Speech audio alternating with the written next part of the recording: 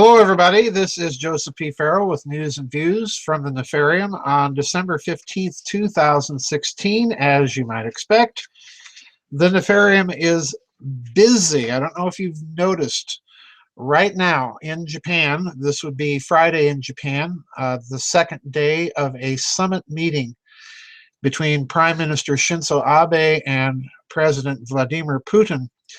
And this is an interesting one. This is an interesting article that provokes all sorts of high-octane speculations on my part as to what we might expect to see happen as a result of this summit and what we might expect to look for in the long run. This is an article that is titled "The Onsen Summit.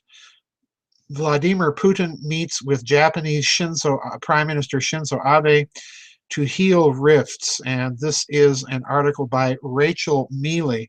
A very interesting article, and there's a lot going on here in between the lines. I want to read some of it to you.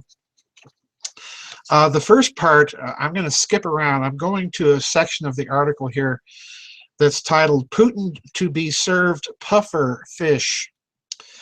And I want to read this for you. Mr. Abe planned a decadent first meal for Mr. Putin, showcasing produce from Yamaguchi.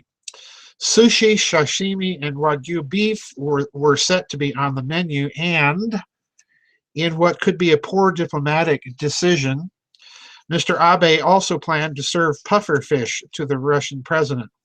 One person dies each year in Japan on average after eating pufferfish that has been incorrectly prepared.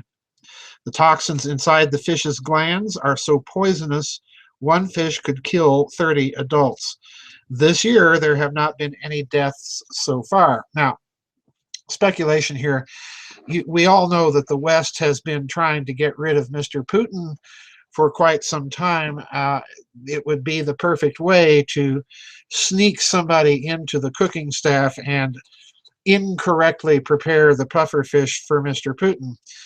The difficulty there would be is they'd probably get rid of Mr. Abe as well, which, again, I wouldn't put past these people. But that's not my serious high-octane speculation here. I want to draw your attention to some statements earlier in this article, and I want to read them straight through because I think there's something very interesting being hinted at here between the lines.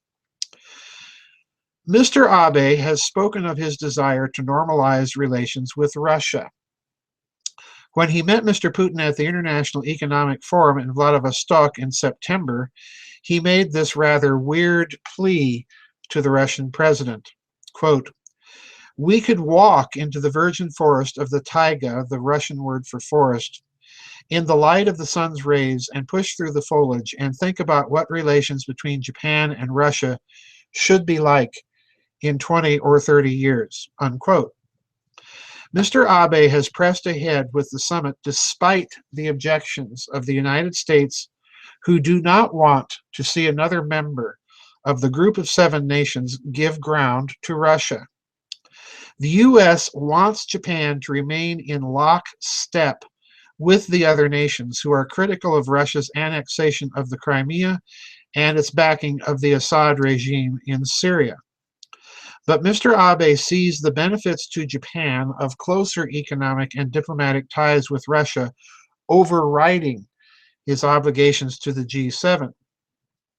Stephen Nagy is a professor of international relations at Tokyo's Christian University. Quote, "I think Prime Minister Abe moving forward on this issue has been a long-term strategy on how Japan and Russia could come to a peace agreement. As it stands now, they are technically at war over these territories, so one is to prioritize the idea of a peace agreement," unquote. The only nod that Japan has made to its diplomatic obligations to the U.S. and other nations has been its refusal to classify the summit as a formal state visit. Mr. Putin will not be meeting Japan's Emperor Akihito during his trip, usually a mandatory agenda item for any visiting world leader, unquote. Now, there's a lot going on here that I want to point out. You'll notice that Mr. Abe began his talks with President Putin in Vladivostok with that statement about thinking about where we want to be with Russo-Japanese relations in 20 or 30 years. Now that to me right there, folks, says that Mr. Abe is in this for the long haul, and so is Japan. All right. In other words, it's not necessarily Mr. Abe speaking, it's the whole Japanese Zaibutsu, it's the whole Japanese deep state that is looking at long-term improved relations with Russia. I've said before, I think that this is because the Japanese deep state sees that America's position in the world is weakening, and that over the long term, Japan is going to have to embark on an increasingly independent foreign policy. Now, what does this mean? What can we expect from it? Well, as noted, Putin is not having the usual visit to the Japanese emperor. I think that is, as the article suggests, not just simply a bow to the United States, but I think it's something that Japan is holding out for a point at which things become normalized between Russia and Japan. The key stumbling block has always been Hokkaido and the Kuril Islands that Russia seized right at the end of World War II, which Japan to this date has not recognized. I think what you're going to see the Abe government do is more or less table any serious discussion on these things. They'll continue those discussions for public consumption. But in private, I suspect that what Abe and Putin are really going to be discussing are economic and financial arrangements, and we've seen them following this pattern thus far, are economic and financial arrangements for Japan to get in on building up the Siberian infrastructure. Russia needs this. Japan needs it, and the stumbling block are the Kurils, all right? As long as Russia insists on not negotiating about those things, Japan is going to be reluctant to enter in on any sort of financial agreements that will help Russia build up Siberia and counterbalance, and this is a very important thing to remember, counterbalance growing Chinese influence in that region. So I suspect that rather than these things, you're going to see Putin and Abe talking about international security matters, ISIS, and so on and so forth, and any public discussion of Hokkaido and the Kuril Islands, again, that's going to be for popular consumption. The real action is going to be discussing international security matters and the fact that both nations stand to gain by Japanese infrastructure and financial development with Russia of Siberia and the energy resources in Siberia.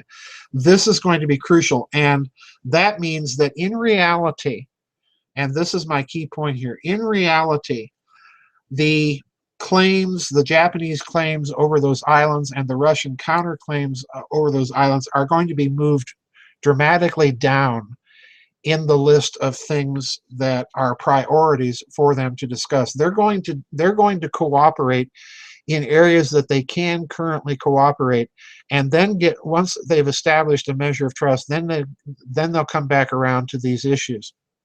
I suspect as a result of this that there's going to be some back and forth on international terrorism, on the current Japanese policy of not recognizing the Russian annexation of the Crimea, and so on and so forth.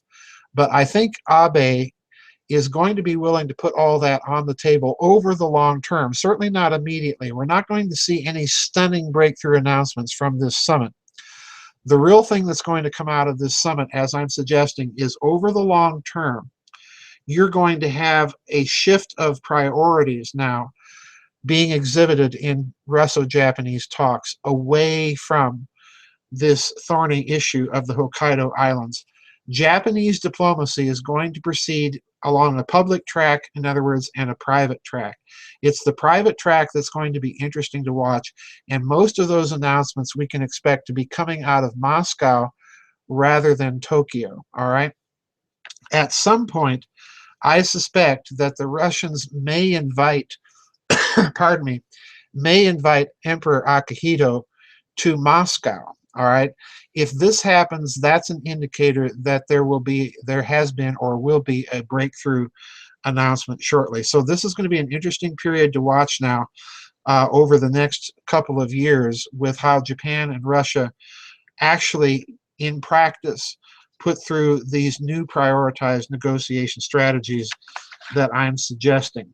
Anyway, the summit's not over yet. I may be jumping the gun a little bit here, but I wanted to bring this to everybody's attention. This is an important story, not receiving that much good coverage in the United States, but this is an important story to watch, everybody.